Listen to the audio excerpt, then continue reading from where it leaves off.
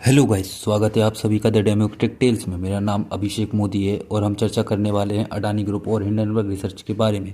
इससे पहले कि हम आज का डिस्कशन स्टार्ट करें, इस प्रकार हर खबर को विस्तार से जानने के लिए हमारे चैनल को सब्सक्राइब करें एवं बेल आइकन को दबाएं। हम जानते हैं कि अडानी ग्रुप में Adani port, Adani power, Adani gas जैसी तमाम बड़ी कंपनियाँ आती हैं। दरअसल अडानी जी पर एक हिंडनबर्ग रिसर्च नाम की अमेरिकन कंपनी द्वारा आरोप लगाए गए हैं कि अडानी ग्रुप अपनी फिनेंशियल प्रैक्टिसेस को लेकर झूठे दावे करता है। चलिए पहले पता करते हैं हिंडनबर्ग रिसर्च के बारे में। यह एक शॉर्ट सेलिंग कंपनी है। इसका मतलब ये है कि यह कंपनी किसी कंपनी के नुकसान से अपना फ़ायदा कमाती है। चलिए जानते हैं डिटेल में। शॉर्ट सेलिंग में हम किसी कंपनी के शेयर्स को बिना खरीदे बेच सकते हैं, वो भी कम दाम पर, इस उम्मीद में कि जब कंपनी के शेयर गिर जाएंगे तो हम उन शेयर्स को कम दाम पर खरीद पाएंगे। जी हाँ, इसी तरह यह हिंडनबर्ग नाम की कंपनी प्रॉफिट कमाती है। दरअसल यह company Hindenburg research Nathan Anderson के द्वारा स्टार्ट की गई थी और यह कंपनी अडानी ग्रुप के ऊपर आरोप लगा रही है। लेकिन जब आप इसको देखेंगे और इसको जानेंगे तब आपको पता चलेगा कि यह कंपनी खुद दूसरों के नुकसान से अपना फ़ायदा कमाती है। तो ये सब देखकर मुझे कबीर जी का दोहा याद आता है कि बुरा जो देखन को चला, बुरा ना मिले या कोई, जो मन खोजा आप ना, मुझसे बुरा ना कोई। जी हाँ, यही हाल है इस हिंडनबर्ग रिसर्च नाम की कंपनी का। अगर आपको शॉर्ट सेलिंग के बारे में और जानना है तो आप द बिग शॉर्ट नाम की मूवी है, इसको देख सकते हैं। इंटरेस्टिंग बात यह है कि जब आप इस कंपनी की वेबसाइट को विजिट करेंगे तो आपको इस कंपनी का कोई ओरिजिन या कोई एड्रेस ही नहीं मिलेगा। एवं जब आप इसका विकीपीडिया पेज खोलेंगे तो आपको पता चलेगा कि इस कंपनी की शुरुआत 2017 में हुई थी एवं इस कंपनी में मात्र 5 लोग ही हैं जो मिलकर किसी देश की इकोनॉमी को नुकसान पहुंचाना चाह रहे हैं। इस हिंडनबर्ग कंपनी ने अडानी ग्रुप से टोटल 88 क्वेश्चंस पूछे हैं। आपको ये सवाल इंटरनेट पर मिल जाएंगे। इन 88 में से 65 सवालों का जवाब अडानी ग्रुप ने 433 पेज की अपनी एक रिपोर्ट में दिए हैं। यह रिपोर्ट भी ऑनलाइन उपलब्ध है, आप इसको पढ़ सकते हैं। बचे हुए 23 क्वेश्चंस में से 18 क्वेश्चंस पब्लिक होल्डिंग एवं थर्ड पार्टी से रिलेटेड हैं और बाकी के 5 सवालों का कोई वजूद ही नहीं है, मतलब हवा में फायरिंग की गई है। अभी मैं स्लाइड पे आपको अडानी जी की रिपोर्ट दिखा रहा हूँ जो अडानी ग्रुप के द्वारा पब्लिश की गई है हिंडनबर्ग रिसर्च के रिप्लाई में। आपको अगर इकोनॉमिक्स की बहुत अच्छी नॉलेज है तो आपको ये रिपोर्ट ज़रूर पढ़ना चाहिए। असल में मैं भारत की किसी भी कंपनी को इनके सवालों के जवाब देना उचित नहीं समझता हूँ।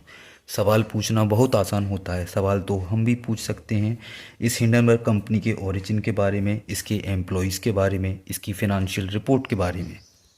दरअसल जब मैं इस वीडियो को बना रहा था तो मैं विकीपीडिया के पेज पर इसके बारे में पढ़ रहा था। तो जब मैंने पहले दिन इसको विकीपीडिया पेज को खोला तो उस पर कुछ और लिखा था और जब अगले दिन मैंने इसके विकीपीडिया पेज को खोला तो मैंने वहाँ पर कुछ और पाया। Luckily I have screenshot, have a look.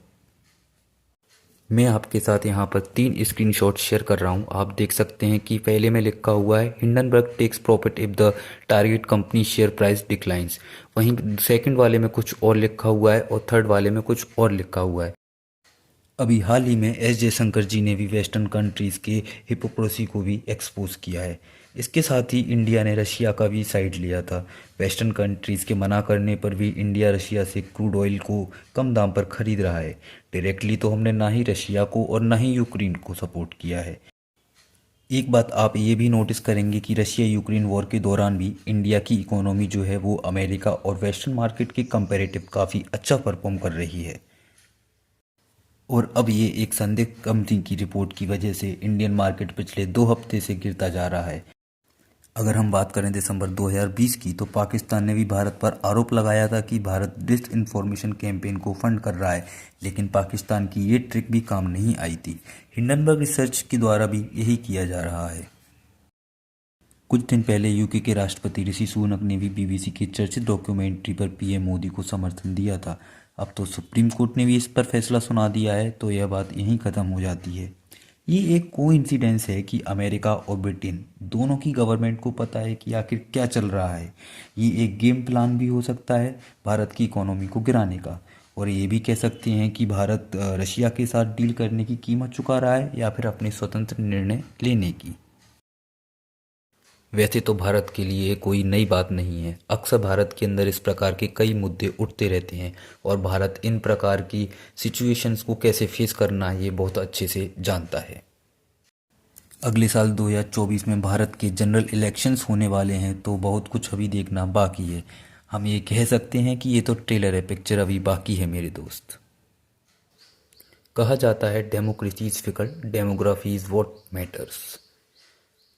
Share market में दो तरीके के ट्रेंड्स आप देख सकते हैं, बुलिश एंड बियरिश। बुलिश में शेयर मार्केट अप जाता है एंड बियरिश में शेयर मार्केट डाउन जाता है। यहाँ पर आप रेड एंड ग्रीन में आप ग्राफ को देख सकते हैं और इसको अच्छी तरीके से समझ सकते हैं। जैसा कि आप देख सकते हैं, अडानी ग्रुप ने एक्वायर किया था इजराइल के हाइफा पोर्ट को। जी हाँ, बिल्कुल आपने सही सुना।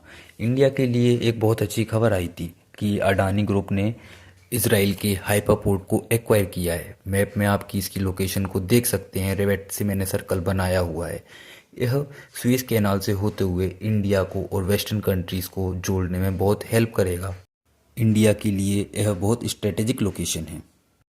तो आखिरी में मेरा सभी देशवासियों से यह अनुरोध है कि कृपया इस तरीके की किसी भी कंपनी की किसी भी रिपोर्ट पर कृपया विश्वास न करें। यह हमारे देश की इकोनॉमी के लिए बहुत ही हानिकारक सिद्ध हो सकती है और एग्जाम्पल आप देख ही सकते हैं। अडानी ग्रुप एक स्ट्रॉन्ग पिलर है और हमारे देश की इकोनॉमी को बहुत ही हेल्प भी करता है। Thank you for watching our video. कृपया सब्सक्राइब करना और बेल आइकन दबाना ना भूलें। Thank you so much.